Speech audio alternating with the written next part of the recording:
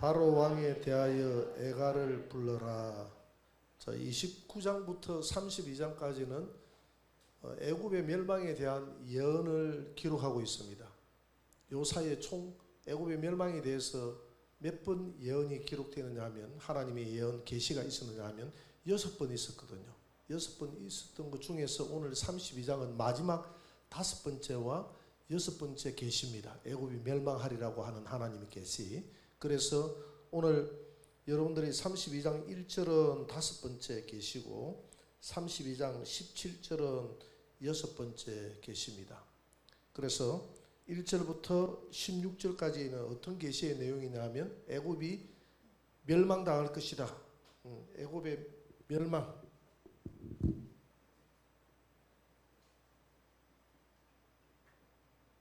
애굽의 멸망에 대해서 1절부터 16절까지는 기록하고 있고요. 그 다음에 두 번째로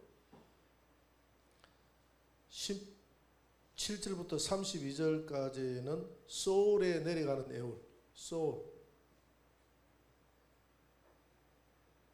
내려가는 애굽.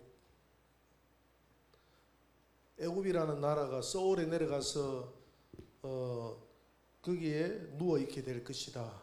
그러니까 이렇게 정말 힘 있는 나라가 힘 없는 그런 연약한 나라와 별반 다르지 않게 소울에 내려가서 믿지 않는 자들, 할례받지 않는 자들과 함께 누워 있게 될 것이다 라는 것이 17절부터 32절까지의 내용입니다. 그럼 먼저 32장 1절을 한번 볼까요? 1절 같이 읽어봅시다. 시작. 12째 해 12째 달 초하루에 여호와의 말씀이 내게 임하여 이르시되. 그러니까 잡혀온 지, 그러니까 에스겔이 언제 잡혀왔죠? 19대 여호야긴 왕 때 잡혀왔잖아요. 여호야긴 왕 때 멸망대 당에서 잡혀온 지 12년이 되었을 때, 그 다음에 12째 달, 그러니까 12월 달이죠. 12월 초하루 1일 날 하나님의 계시가 내게 임했다는 것입니다. 이때는 이미 이제 유다가 멸망한 지, 시드기야 왕 때 멸망한 지 1년이 지난 해죠. 그죠? 시드기야 왕이 11년간 통치를 했거든요. 11년간 통치하고 BC 586년도에 멸망했지 않습니까? 그러니까 지금 11년 차인데 11년 차에 멸망했는데 지금 12년 차가 됐다 했잖아요. 그러니까 망한 지 몇 년이 지났다고요? 1년이 지났습니다. 망한 지 1년이 지났을 때 하나님의 계시가 에스겔에게 임해서 애굽의 멸망에 대해서 계시가 임하고 있습니다. 32장 2절 한번 봅시다. 다 같이 시작. 인자야, 너는 애굽의 바로 왕에 대하여 슬픈 노래를 불러 그에게 이르라. 너는 여러 나라에서 사자로 생각하였더니 실상은 바다 가운데서 악으라. 강에서 뛰어 일어나 발로 물을 휘저 그 강을 더럽혔도다. 여러 나라 사람들이 애굽을 가리켜서 사자라고 이렇게 이야기했는데, 실상은 너는 사자가 아니라 물을 더럽히는 악어다. 보잘것없는 물을 더럽히는 악어다, 이렇게 기록하고 있습니다. 왜 사자라고 했느냐면 실제 자기들이 사자라고 하니까, 스스로 사자라고 하니까. 그 스핑크스 그림을 한번 떼어주세요. 그림이 아니라 사진을 한번 보여주세요. 이 사진인데 이게 지금 에집트에 있는 스핑크스 사진이거든요. 사진인데 앞에 얼굴 모양은 어떤 모양이죠? 사람 모양이고 저 몸통은 사자 모양이죠. 저기 스핑크스는 누구를 상징하느냐면 애굽의 바로 왕을 상징하는 것이거든요. 애굽 왕을 상징하는. 애굽 왕은 사람처럼 지혜롭고, 사람 모양을 했다는 것은 지혜롭다는 것을 의미하죠. 애굽이라는 나라 자체는 이렇게 지혜롭고, 애굽은 모든 나라들에게 저렇게 사자처럼 공의롭고 정의로운 나라다. 이런 용맹하고 공의롭고 정의로운 을을 행하는 그런 나라다라고 스스로 그렇게 선전을 했기 때문에 주변 여러 국가들이, 작은 국가들이 애굽을 향해서 사자다 이렇게 이야기를 했는데, 하나님은 사자가 아니라 물을 흐린다 이렇게 이야기합니다. 이 물을 흐린다라는 이 말은 무슨 말입니까? 다른 나라들에게 잘못된 우상 종교를 심어주고 잘못된 신앙을 심어주고 이래서 그들의 물을 흐려놨다. 이런 말이 있잖아요. 저 다른 지역 사람들이 김해 와가지고 김해 물을 다 흐려놨다 이런 이야기를 하잖아요. 그런 이야기 그것처럼 마찬가지입니다. 애굽이 들어서서 다른 나라에 물을 다 흐려놨다. 우리 대한민국은 가는 나라마다 물을 흐려놓는 나라가 아니라 물을 정화시키고 복음으로 깨끗하게 하는 그런 나라가 되기를 주의 이름으로 축원합니다. 물을 더럽혔다. 32장 3절에서 6절 한번 봅시다. 그래서 하나님이 어떻게 하겠다는 것인지 잘 나와 있습니다. 같이 읽어볼까요? 주 여호와께서 이같이 말씀하셨느니라. 내가 많은 백성의 무리를 거느리고 내 그물을 내 위에 치고 그 그물로 너를 끌어오리로다. 내가 너를 무태 버리며 들에 던져 공중의 새들이 내 위에 앉게 할 것이며 온 땅의 짐승이 너를 먹어 배부르게 하리로다.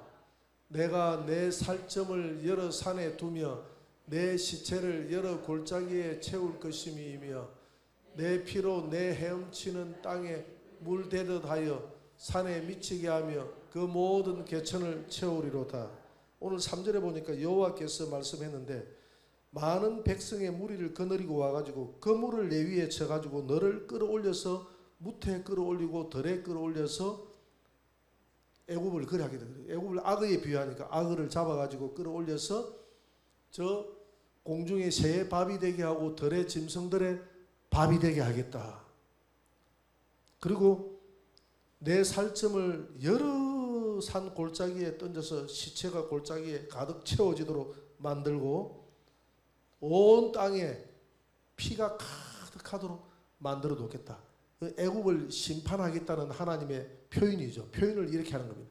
이런 애굽, 이런 교만한 애굽, 스스로 사자라고 하되 온 세상에 물을 흐려놓는, 우상으로 물을 흐려놓는 그런 애굽을 향해서 하나님이 이렇게 심판하겠다 하는 내용을 기록하고 있는 것입니다. 오늘 32장 9절 10절을 한번 볼까요? 9절 10절 다 같이 시작.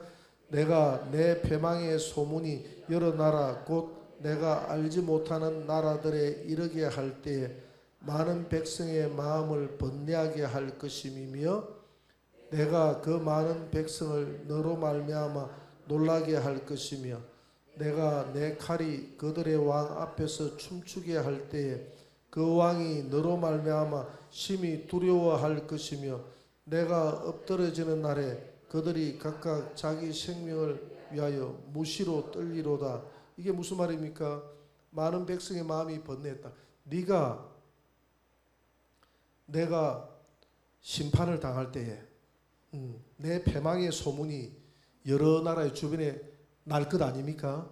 주변에 날 때에 그 나라 사람들이 벌벌 떤다 이 말입니다. 왜? 저 애굽이라는 저 강대국도 망했는데 우리 약소 국가는 망하는 것이 일순간이다. 이렇게 생각했기 때문에 애굽을 의지했던 모든 나라들이 뜬다는 것이죠. 우리나라도 마찬가지입니다. 우리가 미국이나 또 다른 동맹들을 전략적인 우리가 협약은 하겠지만은 그걸 의지해서는 안 돼요. 우리가 의지할 분은 누구십니까? 오직 하나님이신 줄 믿습니다. 오직 예수님만 우리가 의지할 대상이다 이 말입니다. 나라도 마찬가지고 우리 개인적으로도 마찬가지입니다. 돈과 권력이 있는 사람들을 우리가 의지할 게 아니에요. 언젠가는 그들이 패망당하면 같이 망하는 거예요. 우리는 오직 가난하게 살아도 어렵게 살아도 오직 하나님만 바라보고 예수님만 바라보고 그렇게 살아가시기를 주의 이름으로 축원합니다. 에스겔서 32장 1절 11절을 한번 봅니다.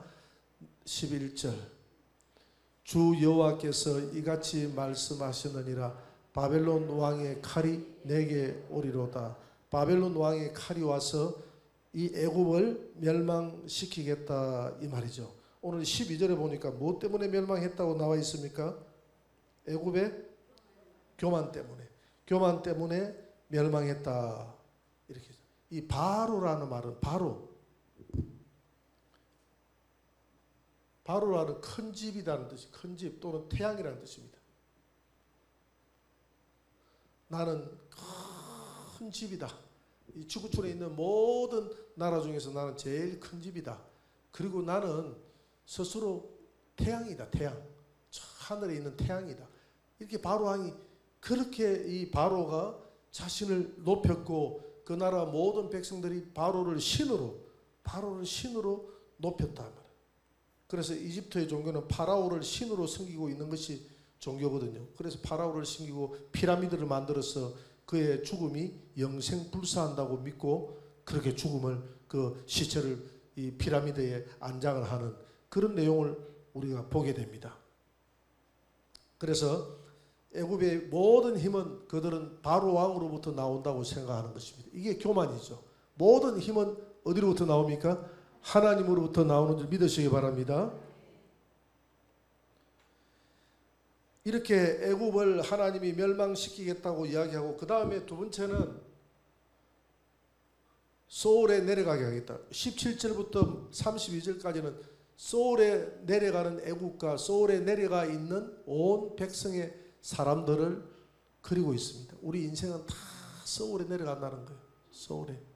저와 여러분들은 소울에 내려가지 않고 낙원에 올라갈 줄 믿습니다. 17절을 한번 보세요. 17절 12째 해 어느 달 15째 날에 여호와의 말씀이 내게 임하여 이르시되 앞에는 12월 12째 12월 1일이라 했잖아요. 어느 달이라는 이 말은 그 달이라는 겁니다. 12월 달이라는 거예요. 그 달로 해석을 할 수가 있고 어느 달로 해석을 할 수도 있는데 그 달 그러니까 내가 계시를 받았던 그 달 앞에서 계시를 받았던 그 달에 15째 날이니까 5번째 계시를 받고 오늘 6번째 계시가 며칠 뒤에 계시가 왔죠? 14일 뒤에 왔죠. 그죠? 12월 1일 날 5번째 계시가 왔으니까 15째 날이니까 14일이 지나고 난 다음에 6번째 계시가 임했는데 6번째 어떤 계시가 임했느냐? 사후 세계에 대한 계시가 임했다는 겁니다. 18절을 한번 볼까요? 18절 다 같이 시작. 인자야 애굽의 무리를 위하여 슬피 울고 그와 유명한 나라의 여자들을 구덩이에 내려가는 자와 함께 지하에 던지며 인자야 애굽의 무리를 위하여 슬피 울고 애가를 지어서 슬피 울고 애굽이 왜 그 영화를 다 남겨두고 다 그들이 어디에 내려가기 때문에 소울에 내려가기 때문에 그들을 위해서 슬피 애가를 지어서 슬피 울으라 이 말입니다. 유명한 나라의 여자들을 구덩이에 내려가는 자와 함께 지하에 던지며 그러니까 유명한 나라의 여자들은 누구에 대한 비유냐면 애국과 운명을 같이 한 주변에 있는 나라들을 여자들의 비유를 했어요. 그러니까 신천지처럼 여자는 무조건 교회다 이렇게 하면 됩니까 안 됩니까? 그렇게 하면 안 됩니다. 여자가 언약이다, 마리아다, 교회다. 오늘 여기에는 옆에 동력자 나라다. 이 해석이 다 그때그때마다 문맥에 따라 달라집니다. 이 여자들은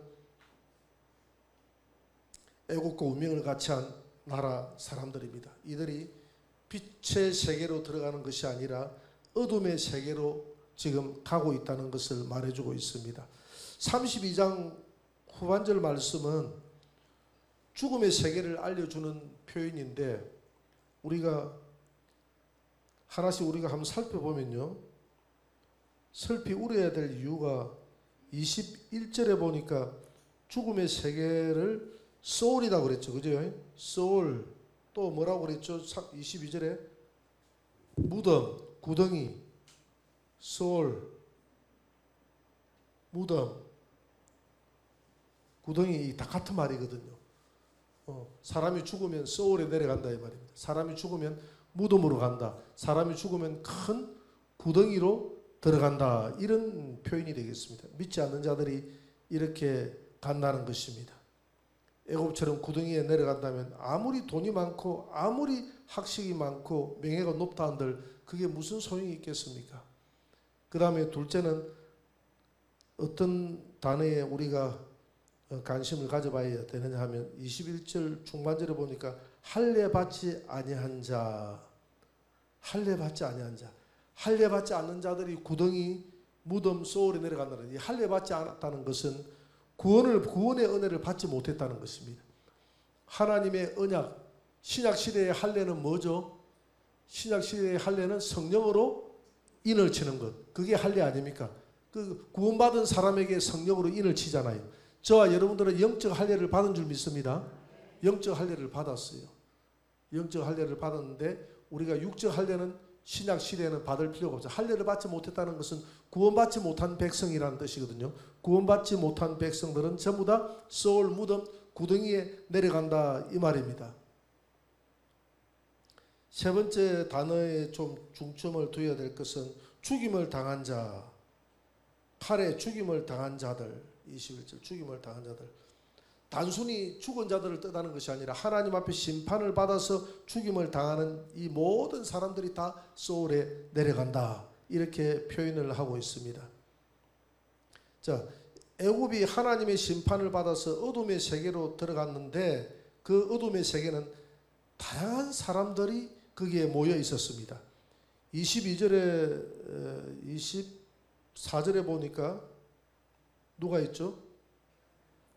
22절에 보니까 그 무덤의 세계는 아수르가 거기에 들어가 있었고 아수르 왕과 아수르 사람들이 다 그 무덤의 세계 그 구덩이 소울에 들어가 있었고 24절에 보니까 또 어느 나라 사람들? 엘람 나라 사람들이 그 지하 구덩이에 다 들어가 있었고 또 한번 봅시다. 또 26절에 보니까 누구죠? 메섹과 두발 사람들이 그 무덤 그 할례 받지 못한 자들이 다 거기에 누워 있었고 누웠다고 돼 있죠. 그죠? 누웠도다. 25절 하반절에 보니까 니었도다. 또 28절에 29절이네요. 29절에 보니까 누가 또 그 누워 있다고 그럽니까? 에돔 사람들이 29절 하반절로 보니까 누우리로다. 28절에도 누우리로다.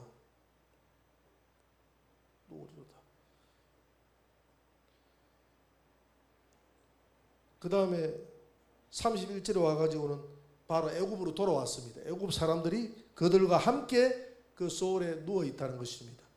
우리가 일반적으로 누워 있다 하니까 그냥 단순히 좋겠다. 잠도 시큰 자고 소울에 내려가 사람이 죽으면 소울에 내려가서 시큰 자고 그러나 예수님이 말씀했잖아요. 그 소울 그 아래 음부에 내려가 있는 그 부자는 그 불꽃 가운데서 고통을 당하더라.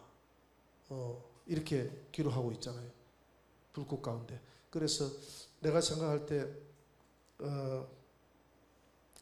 이게 그러니까 백보자 심판, 하나님의 심판, 마지막 때 흰 보좌의 심판, 보좌 심판 전에 가는 불신자들이 가는 곳이 어디입니까?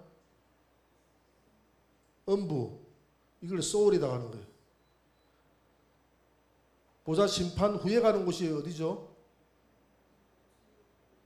불못이라고 하는 겁니다. 불못. 사망과 음부도 들어서 불못에 던지우더라 그랬거든요. 그것으로 봐서 음부는 불이 좀 덜한 곳입니다. 덜한 곳. 그래도 조금 견딜 만한 곳, 덜한 곳. 덜한 곳.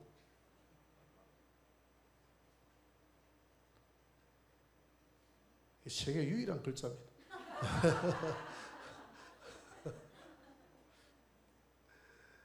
보좌 심판 후에 가는 곳인 이 불못은 뜨거움이 극에 달하는 불못이니까 말 그대로 불못입니다. 여기에서 세세토록 고통당한다 그랬거든요. 여러분 우리가 열심히 복음 전하시기 바랍니다. 열심히 복음 전해서 결론 맺겠습니다. 우리가 결국은 이 오늘 애굽이 32장까지 29장부터 29장, 30장, 31장, 32장부터 6번에 걸쳐서 애굽을 내가 멸망하리라. 저 애굽이 정말 이스라엘을 타락시켰고 온 나라들을 타락시키고 또 교만했더라. 교만하고 옆에 있는 나라들을 참 우상으로 타락시켰던 저들을 내가 용서하지 않겠다 하는 것입니다. 그래서 우리는 절대 애굽을 의지하지 말고 우리 마음에 애굽이 없는지 의지하는 것은 무엇인지 의지하지 말고 물질을 의지하지 말고 세상을 의지하지 말고 오직 예수님만 의지하고 진리만 바라보고 달려가는 저와 여러분들이 되시기를 주의 이름으로 축원합니다.